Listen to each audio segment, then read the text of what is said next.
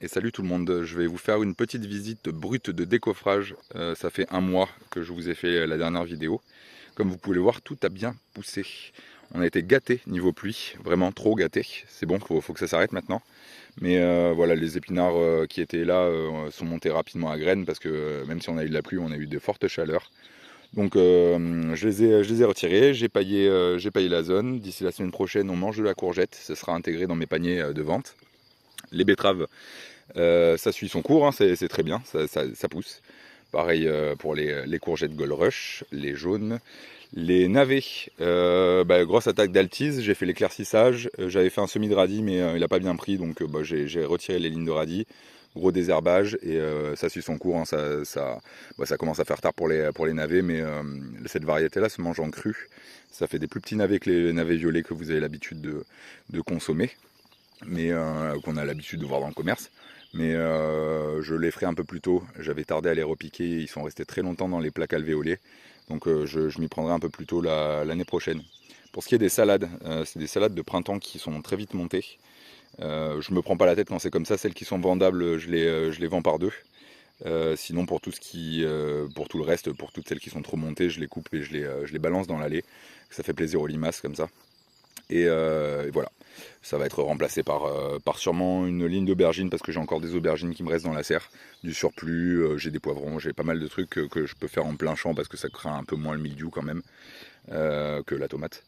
Et voilà, là, cette zone pareil de navet classique, navet violet, ça commence à être vraiment enherbé. Je les rajoute dans le panier mais ça va vite dégager aussi je pense. Après nous avons la zone où j'avais planté, il me semble, des choux brocolis qui n'ont pas pris du tout. Donc là, j'ai fait une petite alternance fenouil qui reprend petit à petit, hein. Je les ai repiqués il y a une semaine maintenant et j'ai mis du chou-fleur aussi. On verra ce que ça donne, hein. J'ai pas trop d'espoir, mais j'avais les plants donc, et j'avais de l'espace dispo. On verra. Pour ce qui est des oignons sous bâche, ça fonctionne vraiment du feu de Dieu. Pas de désherbage, la toile tissée laisse passer l'eau. Donc je sais qu'il y en a pas mal qui sont contre l'utilisation du plastique au jardin, ce que je respecte, hein. Mais avoir un potager, avoir une exploitation, faire du maraîchage, c'est pas les mêmes activités. Sachant que le désherbage ça représente 20 à 30% du temps d'un maraîcher si il n'y a aucun moyen de paillage, que ce soit plastique ou carboné comme le BRF que vous voyez ici. Donc faut pas être dogmatique, au bout d'un moment c'est un métier qui est assez difficile, qui demande énormément de temps, donc si on peut s'alléger le travail, faut pas hésiter. Il n'y a pas de dogme encore une fois, c'est au bon vouloir de chacun. Et à savoir aussi que là-dessous il y a énormément de matière que j'ai mis. C'est du BRF pareil, du BRF que j'ai broyé là sur le terrain. Donc le fait de l'occulter comme ça va permettre de maintenir l'humidité et de favoriser l'assimilation de cette matière organique par les auxiliaires dans le sol. Donc les vers de terre, ils travaillent surtout la nuit, en période sombre. Donc là, ils ont de l'humidité, de la matière et de la nuit tout le temps, grâce à la bâche. Donc ça va très très vite en dessous. Voilà, la zone de petits pois, donc pareil, il y avait les salades qui sont montées. On ne voit pas, mais les reliquats sont dans les passe-pieds. Ça nourrit quand même, hein. Et voilà, il y a la bourrache qui pousse en spontané de l'année dernière. Je vais essayer de déterrer petit à petit quand j'aurai le temps les plants et les repiquer ailleurs, hein, vu que c'est une plante mellifère. Et comme vous pouvez le voir, les petits pois, c'est la folie quoi. Il y en a beaucoup. Cette variété elle devait pas dépasser les 60 cm, on est à 1,20 m. Donc je pense que les racines ont dû trouver de quoi se nourrir. Pareil pour les fèves. Donc je pense pas refaire cet itinéraire technique là, comme je vous l'avais montré. J'ai mis des piquets un peu tout le long avec 3 ficelles agricoles qui maintiennent l'ensemble. Le poids est trop important, donc elles ont tendance à se rabattre sur les extérieurs. Je sais pas si on voit, mais bon, une belle production vraiment de beau calibre. Il y en a un peu de partout. On a commencé à en consommer, j'ai commencé à en rajouter dans les paniers. Le seul souci, c'est comme il a beaucoup plu et beaucoup d'alternance soleil. Bon, déjà, j'ai chopé la rouille, mais il y a un endroit localisé sur cette planche-là où où bah, il y a eu une sorte de petit mildiou qui s'est mis dessus. C'est le même mildiou que la fèverolle. Mais bah, c'est pas très grave, hein. Ça séchera et je vais pas traiter, je vais pas couper. Je vais laisser le plant se développer, sachant que ça ne nuit pas pour le moment à la fructification, donc pas de quoi s'inquiéter. Bah, j'ai fait l'impasse sur celle-ci, c'est les épinards et les petits pois. Les épinards vont dégager aussi parce qu'ils sont en train de monter à graines, comme vous pouvez le voir. Et oui, ça sera remplacé sûrement par des laitues de saison qui seront abrités du soleil et grâce à l'ombre des fèves des deux côtés et des petits pois. Ça sera très bien. Pour cette ligne, bah, je vous en avais parlé, c'est oignon sur BRF avec des petites lignes de carottes que j'avais faites ici et qui se font défoncer à longueur de journée par les limaces malgré l'utilisation du slux au début au niveau du semis. Donc bah, je laisse un peu tomber. De toute façon, elle est déjà bien fournie comme planche. Après, la dernière fois, vous aviez vu aussi cette planche de blettes rouge et verte ainsi que les choux kale violet et vert. Très peu de désherbage, ça, pareil, ça suit son cours, c'est très très joli. C'est rajouté dans les paniers également. Et on peut voir aussi mes 6 lignes de carottes qui ont été éclaircies aujourd'hui. Beaucoup de boulot. Voilà, tout le surplus de carottes d'éclaircissage, j'ai balancé dans l'allée. Pareil pour les limaces. Ça nourrit le sol. Et voilà, ça aussi, ça suit son cours. La semaine dernière, j'ai enlevé les choux raves qui n'avaient pas bien fonctionné à cause des limaces. Encore une fois, et j'ai mis les choux rouges, j'avais des plants, quelques plants qui me restaient. Donc maintenant il y a juste à ce que ça reprenne rapidement, mais bon le temps est propice. Là pareil pour tout ce qui est chou-fleur, tout ce qui est chou, comme je vous l'ai dit tout à l'heure, je pense l'année prochaine utiliser des filets, enfin en tout cas pour cet automne, utiliser des filets pour éviter l'altise, pour éviter la mouche, et ça devrait le faire. Donc l'itinéraire, ça sera de mettre des arceaux sur une zone puis l'autre, et de mettre un filet pour couvrir 2 zones à la fois. La protection mécanique donc par le filet, c'est vraiment la plus efficace, hein, parce qu'une fois que le ravageur est installé, c'est un peu compliqué, même en utilisant des solutions qui ne sont pas acceptées en bio, c'est très peu efficace. Le mieux, c'est de les protéger dès la plantation par le filet. Voilà, pareil, la planche d'oignons échalotes, ça pousse, et la deuxième planche de salade, donc pareil, j'ai trop tardé à les repiquer. Il y en a certaines qui ont bien prises, d'autres non. C'est pas grave, ça sera remplacé. Oui, celle-ci elle est acceptable, mais ça sera remplacé par des salades de saison ou autres, à voir. Là, il va falloir que je désherbe rapidement les persils et céleri à côte, mais ça pousse quand même. Et je vais mettre pareil une fine couche de broyat, histoire de limiter l'enherbement et de maintenir l'humidité au sol.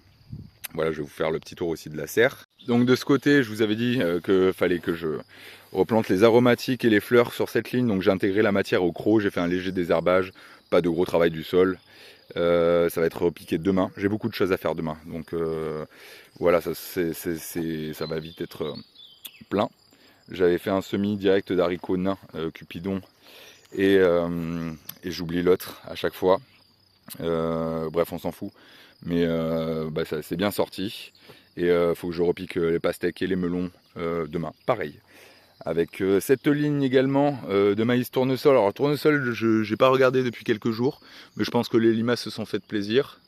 Mais le maïs, ça suit son cours. Je vais repiquer demain les potimarrons, tous les 1 mètre dans le tas. Et une fois que le maïs aura bien grandi, je couperai, je déposerai au sol. Et les restants, tous les 30-40 cm, ça servira à faire une sorte d'ombrage pour les courges. Sachant que j'ai repiqué les butternuts là il y a 5 jours. Voilà, ça sera, je pense que pour cet été, ça sera pas mal d'avoir une petite ombre portée sur cette culture qui aime bien le soleil, mais pas trop de soleil non plus. Et dans la serre, eh bien, écoutez, tout pousse bien, les aubergines ont bien repris. Petit stress parce que vraiment le temps a pas été de mon côté. Donc on a eu du beau temps, mais on a eu beaucoup de pluie. Et ce qu'il y a, c'est que cette serre-là est un peu enclavée. Vous voyez, il y a une sorte de bosquet sur le côté. Je ne sais pas si on le voit bien sur la vidéo, mais qui empêche l'aération par le vent du nord. Après, la serre, je la laisse ouverte tous les jours maintenant, hein. Quand ils annoncent de la pluie, je ferme au minimum les côtés. Mais ça suit son cours, les concombres ça pousse, les tomates poussent. Voilà, je suis très content de cette culture. J'ai eu un petit début d'alternariose sur les plants. Je ne sais pas si on va voir sur une des feuilles. Allez, faites un effort. Voilà, par exemple, cet endroit-là. Alors, une petite mise au point serait sympa. Vous voyez, non. Bref, on ne voit pas sur cette feuille, ça sera sur celle-ci. Voilà, début de l'alternariose qui est la maladie la plus courante avant le mildiou. Parce que le matin, comme je vous ai dit, il y a de l'humidité stagnante qui reste sur le bout des feuilles et s'il fait chaud, ça crame un peu le bout. C'est une maladie cryptogamique aussi, mais par le traitement à la prêle, à la bouillie bordelaise, il n'y a pas grand chose à faire. L'aération, oui, mais je ne peux pas faire plus que ce que je ne fais déjà. Pareil, ça me l'a fait un peu sur certains concombres, vous voyez à la base. J'avais fait un traitement de bouillie bordelaise à la plantation, j'en ai pas refait depuis. Les concombres ils sont tuturés de la même manière que les tomates, donc fil avec les petites attaches. Et ça suit son cours. Et nous avons les petits poivrons qui peut-être ont manqué un peu de soleil, mais en tout cas sont très beaux. Le feuillage est vert. Comme pour le reste, ça suit son cours. Il y a quelques fleurs, quelques fruits à certains endroits, mais je pense qu'ils vont manquer de soleil dès que les tomates seront arrivées en haut de la treille. Donc bon, je ferai peut-être pas ça l'année prochaine. Et surtout que j'ai envie de changer l'emplacement de la serre, voire de prendre une nouvelle serre un peu plus grande, un peu plus large et en meilleur état, parce que ça c'était une serre qui était déjà sur le terrain. J'ai rafistolé avec du scotch réparation de bâche de serre, mais l'emplacement n'est pas idéal. C'est bien parce que en fin d'après-midi ça me coupe du soleil brûlant, donc ça laisse un peu de répit au plan. Et voilà, donc je pense que la prochaine serre elle sera de ce côté là-bas. Elle fera tout le long. L'épicéa, je vais le faire tomber aussi à un moment parce qu'il ne m'apporte pas d'ombre du tout ou pas dans la bonne saison en tout cas. Et je verrai si je garde cette serre ou pas. Voilà, vous savez tout. Et un petit tour des pommes de terre maintenant. Alors les pommes de terre, je vous avais montré l'itinéraire technique du coup plantation sous foin. Il y a eu un travail sur la prairie. Un de mes amis est venu et passé un coup de charrue et de rotavator. Moi c'est surtout parce qu'on partait d'une prairie qui était bien tassée, mais en vrai vous pouvez en tant que particulier ou même maraîcher, vous pouvez commencer directement sur une prairie tondue avec les patates posées et cet itinéraire fonctionne du feu de Dieu, comme vous voyez la beauté des plants. Donc bon, le matin ça se fait bouffer un peu par les limaces, un peu beaucoup, mais rien de grave. Bon, j'ai eu des débuts de mildiou à 2-3 endroits, comme vous pouvez le voir, toujours à cause de plus soleil. Je ne vais pas faire de traitement ou quoi, ça séchera et c'est bien séparé du reste, enfin des tomates, c'est sur un autre terrain. Mais comme vous pouvez le voir, c'est incroyable, ça pousse de manière très sympathique. Il y a quelques fleurs sur certains plants, donc les patates nouvelles c'est pour dans peu de temps je pense. Voilà. Si vous avez accès à du foin, de la paille, de la matière, c'est un itinéraire technique que je recommande. Comme je vous avais expliqué, le mieux c'est de partir de la prairie, poser les patates, vous mettez du fumier, de la tonte et après vous recouvrez d'une couche carbonée. Là ça a été un rouleau de foin. Et après il n'y a plus qu'à laisser faire la nature, hein. Il n'y a pas d'arrosage pour le moment, on verra au mois de juillet ou d'août, mais là pour le moment ça me satisfait pleinement. Je souhaitais terminer sur comment je crée mes jardins, mes zones de culture, mes planches de culture, on appelle ça des planches permanentes. J'ai rien inventé, hein. Je suis les techniques des maraîchers du 19e de Paris, de Jean-Martin Fortier, avec ses planches de 75 cm. C'est un standard. Jean-Martin, Elliot Coleman ont voulu faciliter la vie des maraîchers sortis de surface et ont instauré cette norme de 75 cm parce que beaucoup d'outils manuels maintenant font 75 à 80 cm de largeur de travail. Donc quand vous partez d'une prairie comme ça, vous pouvez passer un coup de tondeuse, peu importe, ou encore mieux vous pouvez bâcher. Je vais vous mettre à l'écran des petites images de comment j'ai réalisé mes zones. Mais voilà, vous pouvez bâcher pendant 2 mois avec une bâche d'ensilage, une bâche bien opaque. Ça va brûler l'herbe en dessous, ça va profiter aussi aux vers de terre qui vont pouvoir décomposer et aux autres auxiliaires qui vont pouvoir décomposer la prairie. Et quand vous retirez la bâche au bout de 2 mois, vous aurez un carré, un rectangle désherbé, pas prêt à l'emploi, mais presque. Ce qui ensuite est intéressant de faire, c'est de tirer des cordeaux. Vous voyez là-bas, j'ai tiré des cordeaux pour délimiter mes zones. Et ensuite, je vais vous montrer de ce côté. Vous avez juste à décaisser les allées. Donc je ne sais pas si je l'avais expliqué dans la dernière vidéo, mais une fois que les cordeaux sont tracés donc dans la longueur et la largeur que vous voulez pour vos planches finales, vous n'avez qu'à décaisser les allées avec une pelle. Vous rabattez la terre sur vos petites buttes et ensuite vous allez rajouter de la matière carbonée, donc dans mon cas du broyat ou du BRF, dans vos allées qui vont non seulement éviter l'enherbement, de 2 retenir l'eau et qui vont à terme aussi nourrir les légumes qui sont sur votre planche, parce que les racines ne vont pas tout droit dans le sol, elles se déplacent, elles vont puiser l'eau et les nutriments autour d'elles. Et comme on peut le voir, là ça fait moins d'1 an que j'ai fait cet apport carboné. Donc si on gratte un peu, on peut voir que le sol en dessous est noir. Voilà, noir et rempli de vie. Donc il y a du ver de terre, il y a du cloporte, il y a beaucoup de choses. Et quand on creuse un peu plus, il y a du mycélium, du champignon qui vient aussi dégrader cette matière. Et voilà, tout ça, ça vous fait une sorte de compost dans l'allée qui pourra être récupéré au bout de 1 an et demi, 2 ans par exemple, et qui pourra être rabattu sur vos planches permanentes. Et vous pourrez rajouter une nouvelle fois de la matière dans l'allée. C'est une sorte de manière de faire un compost sur place et de se faciliter la tâche tout en nourrissant vos plantes, votre sol.